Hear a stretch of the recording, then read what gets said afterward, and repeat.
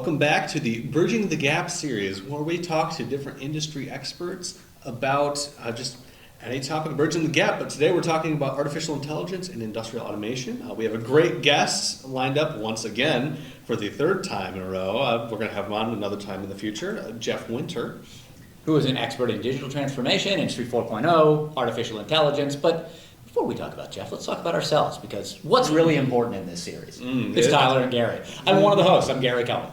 I am the other host, Tyler Wall. And we work for a company, as you know, you are on the site. We work for CFE Media and Technology. We are a company that covers several different verticals in the marketplace. You know, we cover industrial automation, manufacturing operations, commercial construction, cybersecurity, and artificial intelligence touches every single one of those topics. So what a great conversation to have and the opportunity to have it. Yeah, if you look at our verticals, it's pretty obvious why AI is a concern. But one of the things that's fantastic about AI is, and we talk about this throughout this series, and especially with Jeff Winter, it's moving so fast that it is really touching everything right now. So if you work in the automotive sector, control engineering, education, making movies, AI is touching everything. So, and from the C-suite down to the plant floor, it really is cutting across everything and really is having a big impact in manufacturing in a lot of the verticals we cover. Exactly. And I haven't said it enough in this podcast already, but we did have a survey that went out to a bunch of our subscribers just covering industrial automation and how artificial intelligence will play into that. It's a little confusing, AI and IA. We had a lot of different respondents talk to us, and these people, they're everyone from directors, C-level vice presidents, all the way down to, end user engineers and plant floor workers and IT and managers. So we had a pretty wide slew of people respond and just give us a bunch of great input for our survey. Exactly. And in this version, in episode 3 here, we talked about trust in AI. We talked a little bit about implementation. We're going to kind of get in the nitty-gritty today about the strengths and weaknesses of AI, what it does well, what it doesn't do well. And that's part of what our research focused on, is what are people using it for and what are people using it well for. And later in this, Jeff will have some really good insights about how companies are using it and how it's being optimized and where they're maybe using it in ways that it may not be designed for. So there's some really interesting stuff in there. But if we go back to our research, which Tyler so deftly and adeptly noted, we started asking our people about the role of AI in improving energy efficiency. Because this is one of the things that when we asked them, how is AI impacting your operations, energy efficiency was often at the top of the queue there. So, yes. And the responses came in about what we expected. 50% said AI will significantly improve energy efficiency and resource consumption. 43% said AI will have a moderate impact. Only 7% said that it's going to be minimal. So again, that's 93% of people who said, yes, this will have some sort of impact, whether significant or moderate, on energy efficiency. So that's a big marker, and that's obviously one of the places that it's going to be, I think, very impactful in the near future. I think we'll find places where it becomes more impactful and places where it'll add that it isn't adding right now, but energy efficiency is one of those places that I think everybody sees value for. Efficiency is the name of the game. It is, truly. Which was one of the names of this podcast. Efficiency is the name of the game, but yes. We went with Bridging the Gap instead. We also talked about the necessity of stricter regulations. We asked, should there be stricter regulations and standards in place for the use of AI and industrial automation? This, to me, is one of the questions that we asked that really resonated the most, because when you're talking about AI adoption, we talked a little bit in the last episode about how people are running before they're walking. They're trying to adopt this so quickly that sometimes we're not ready for it. And so this idea of the need for regulations or standards to be in place, I think, is really relevant. We'll talk about this a little bit with Jeff later, but this idea that what are we freely giving to AI? I don't want to get too Terminator AI overlords are coming to destroy the world, but if you are giving company secrets, especially in manufacturing, if you're giving your secret sauce to a publicly facing AI program, where's that going? What's happening with it? Do you need to wall off your AI, create your own AI so you've got privacy in your company? The answer to that is probably yes. But regulations, government regulations, how is this going to be handled? Because there are a lot of privacy concerns. So, I'm not speaking out of turn here. I mean, everybody thought this. 63% of people said that, yes, stricter regulations are necessary for ethical AI adoption. Sorry for that, very loud. Yes, 24% said that current regulations are sufficient, no need for more. Only 13% said that no, stricter regulations might hinder the adoption of AI. So people understand that those regulations are pretty important out there. Well, another good survey point we also partook of, if you will. I like the word partook. I'll go with that. We asked which is more effective, AI to optimize or redesign a process. And 41% of respondents said that both approaches can be equally effective for different scenarios, which I think is a very good answer, just because AI is such a diverse tool and it has so many different use cases. And Jeff really gets into the details too on AI to optimize versus AI to redesign a process. Right. And so he'll be able to really speak to that data there. And then 32% said optimizing existing processes, and then the other 27% said that redesigning processes is the more effective use of it. And then one of the last questions we asked in this section was just about the business impact by product category.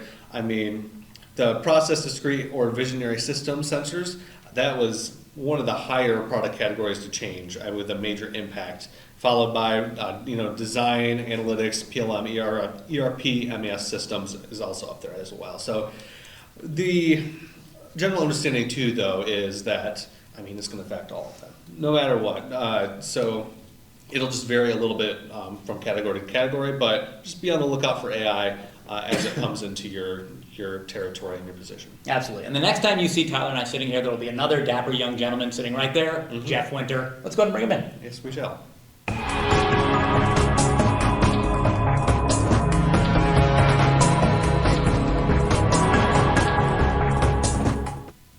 All right, Jeff, thanks for coming back for part 3. Before we get into it here, I'm going to, of course, give you your list of credentials and all of that here for the crowd. But Jeff is an industry 4.0 thought leader and influencer. In fact, he is #1 in the world according to Analytica. He's been recognized 13 times as being a top leader in his field and has amassed 80K followers on LinkedIn and is recognized as one of the top AI influencers. He is known as the guy to take complex topics and explain them simply for a wide audience, from the shop floor to the C-suite, or as I like to say, from the shop to the top. Thanks again for being with us today. We're going to be talking about just some of the different strengths and weaknesses within AI. So I'm excited to jump into it. Yeah, I like this topic a lot, so I'm looking forward to it. So just, I guess, to dive right in, what are some of the strengths and weaknesses of AI compared to traditional automation methods in industrial processes? And this is a good question because it helps you kind of understand where to potentially use them. Now, I'm going to separate these out for understanding, but in most places you actually do both. Mm-hmm. So it's not a one or the other, it's how you kind of use them together. Traditional automation is logic-based, it's rule-based, which means that for the people that have been using it for the past 20, 30 years, they understand how it works because of the simplistic programming rules that are associated with it. The concept of if-then logic is very easy to understand, easy to grasp. It's explainable, it's reliable, and it's predictable. Those are probably the 3 biggest benefits that you would have about traditional automation. It's reliable, it's predictable, and it's explainable. Now, when you switch to AI, because of the way that AI works, it's actually deciding how to make the decisions rather than you explicitly programming how to do so. So therefore, the things that it's weak at is exactly the 3 things I named. It's hard to explain it, it's hard to predict what answer it's going to come out with, and it would arguably be harder to be reliable. It can be more accurate, but reliable is different. So I kind of want to point those out. But the things that AI is really good at is adaptability. Mm-hmm. AI can make a lot of sense of a lot of things that traditional automation and traditional logic will struggle with. If your data isn't perfect in traditional logic, you'll get errors. Versus AI is even smart enough to eliminate those data sets or to potentially make sense of them. I mean, you can even use AI to clean up your data and then use AI to make sense of the data on top of it. So adaptability is going to be absolutely one of the big ones. It can also help with complex decision making, especially when you've got not just 1 or 2 variables that you're trying to compare against. Imagine having, like in the case of some companies for demand forecasting, 3 million different data points that you're pulling in together from external sources, and you need to identify what's correlated with what. What are the most important things to pay attention to? AI is fantastic at that. So when it comes to classification, or regression, or prediction, those are 3 things that you really can't rival it. And those are the things that it is great at. So that's probably where I'd say would be a difference between traditional automation and AI. What challenges do industries face when they're trying to integrate AI technology with existing traditional automation? Is it a people, process, technology challenge?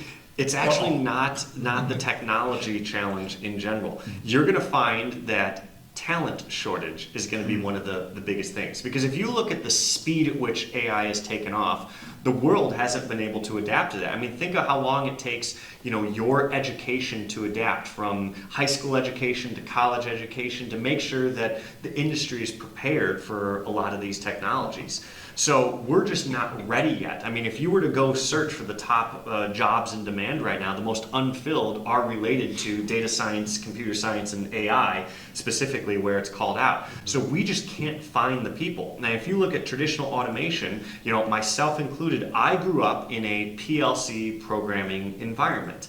I didn't learn the AI in terms of statistics and probabilities and how those models work. That's something that I've learned more recently in life because I've had to adapt to the world that I live in. So AI talent shortage is going to be the biggest one that I'm going to say that's going to be a challenge out there. Good luck finding the people. You're going to need to come up with programs to train and upskill and retrain your employees to be able to learn the specific parts that are beneficial for their roles, especially in industrial automation. Because even if your company does have a data science team, they're not going to be just supporting your function. They're going to be supporting every function in the business, and you're going to have to explain why yours is more important than theirs to get their time to help out with it. So that's going to be a big one. The other ones that I'm going to say are going to be related to data quality and data availability. And this is more unique to the manufacturing environment than other industries or other departments. If you look at IT in general as a function, hardware gets replaced every couple of years. If you look at manufacturing, that's not true. You may have some machines that are up to 100 years old, and they may be running PLCs that are 20 or 30 years old because they perform one task over and over again. There's not as much of a need to replace it. That means that the manufacturing landscape has a significantly more wide range of technologies, protocols, and different platforms that you have to integrate with just to get the data at all, let alone having the data contextualized and normalized in a way that makes sense for you. Because for you to get a whole bunch of variables from 1 to 100, something has to know what is that? Is that pressure? Is that temperature? And so you have to be able to make sense of all that to leverage your AI. So staff shortage, I would say, and that's all about the data, are going to be the biggest challenges. Yeah, one of the things you said there really resonates with me, because if you listen to the ICS Pulse podcast, we talk about this all the time with people, because there's a big skills gap there.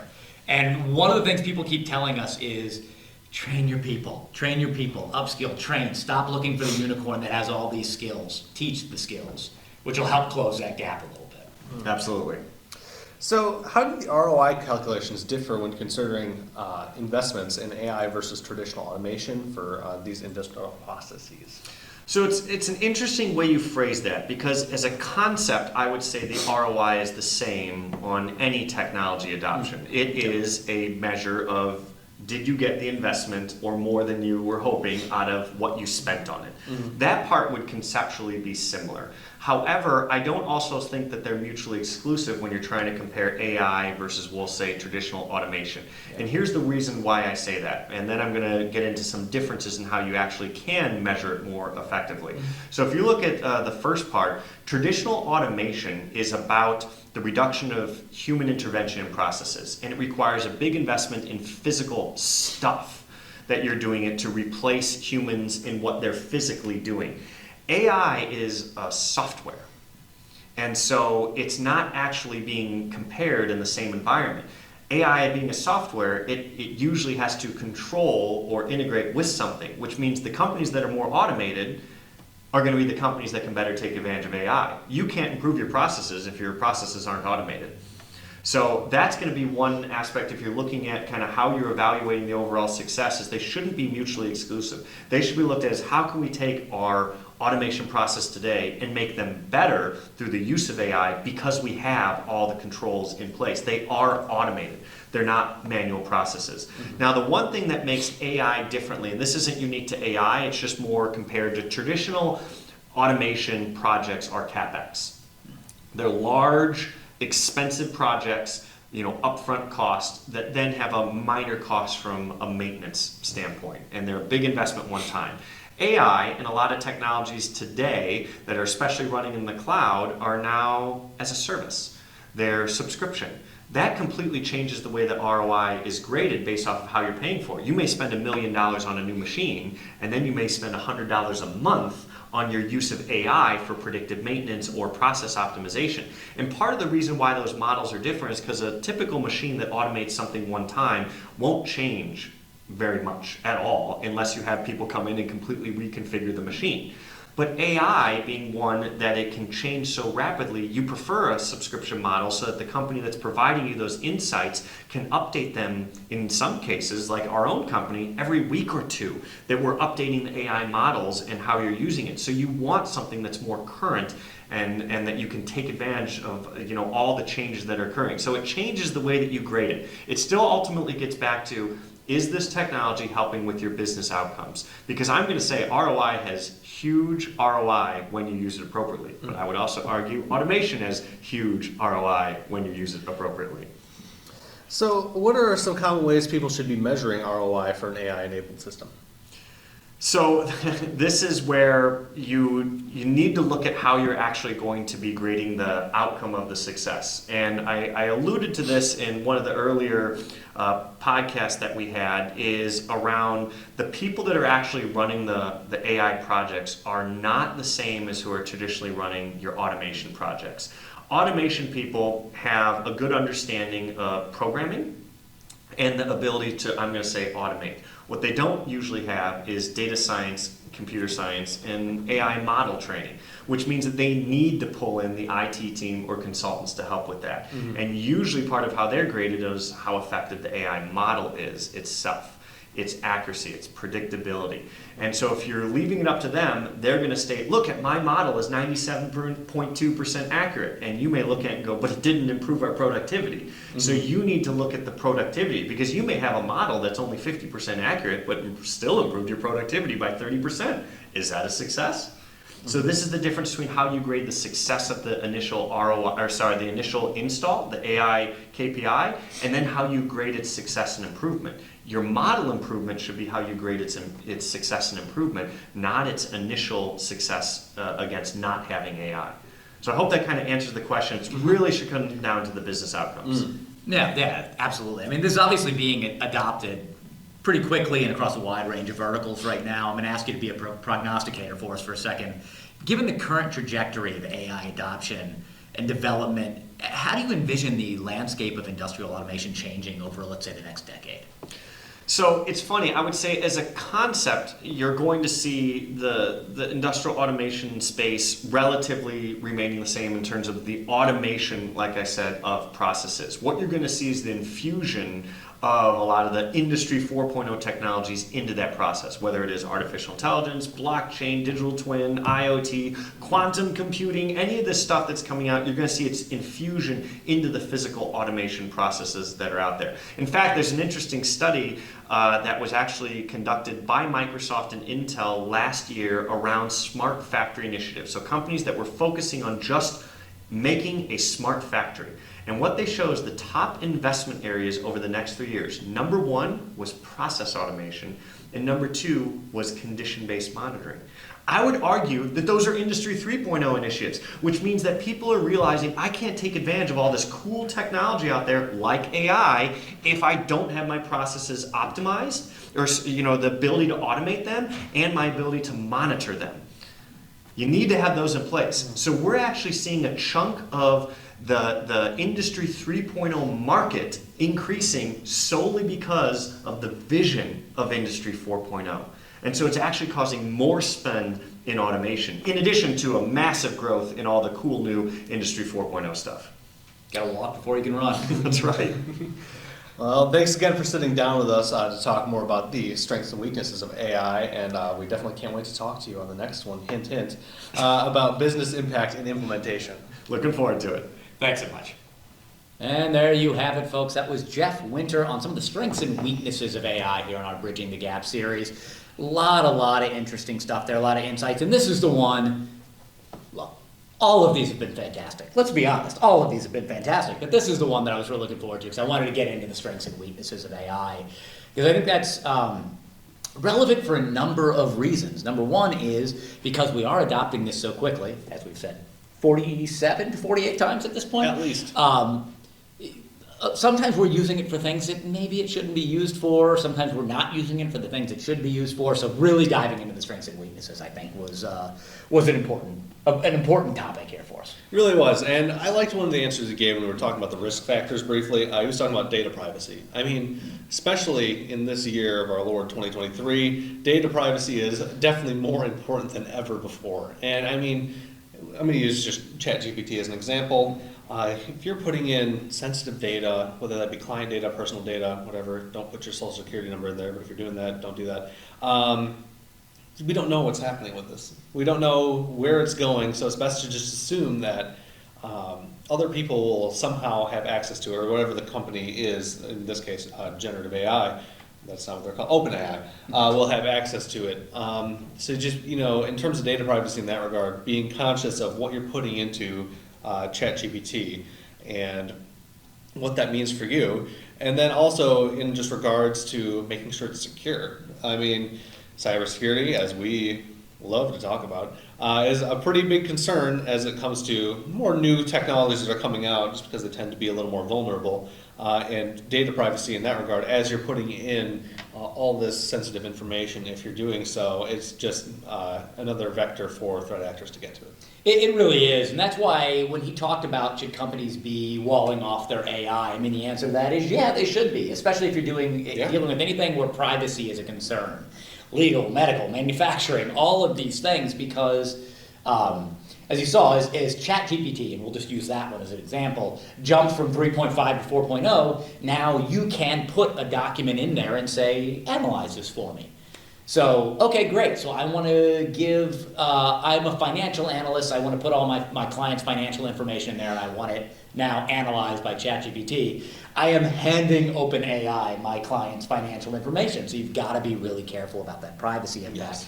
And again, when you're talking about manufacturing, it's incredibly important. If you are making, if you're Intel and making processors for computers, if you are Molson Coors and you are making beer, your special sauce is the key to your company, and you do not want to. So if you are going to have an AI platform in your company, you probably want this thing walled off. The other part of that, and one of the weaknesses that Jeff mentioned about AI, is this sort of lack of transparency. A lot of these AI models are kind of black boxes. They're harder to explain, they're harder to understand, and so this can be a weakness because people really do not understand what they can do well, what kind of information is useful to give them, what kind of processes they're useful to have an impact on. So I think that's another really important thing that he said. I agree. That transparency also ties back to, the importance with you visiting Control Engineering. Controleng.com, CONTROLENG.com. You'll be able to find great information on artificial intelligence and IA, industrial automation, and just how you can apply that to your jobs, just things of that nature. I'm just always impressed and amused by your segues. There are other places you can go. As we mentioned at the beginning, we're across a lot of verticals. You can also check us out at Plant Engineering. You can also check us out on Industrial Cybersecurity Pulse. We have all sorts of great information on there, but we also talk about how AI is impacting all of these things. So if you're just interested in AI, you're just here for the AI, we got stuff on there for you too. We also have another podcast if you like listening to Tyler and I talk, or we're boring enough that we put you to sleep at night and that's working for you. We also have the ICS Pulse podcast. Please check that out. We drop episodes every other Tuesday. I think that pretty much just wraps us up for the strengths. We've covered it's been a comprehensive overview of the strengths and weaknesses of AI. Nothing more to learn, nothing more to figure out. Nope, you don't need to look at anything else now. No, I think except for part 4, which will drop very soon, where we will talk to Jeff one more time about In this case, it will be about the business impact and implementation of artificial intelligence. So make sure you're staying tuned for that. Until then, I am Gary Cohen. And I'm Tyler Wall. We'll see you next time on Bridging the Gap.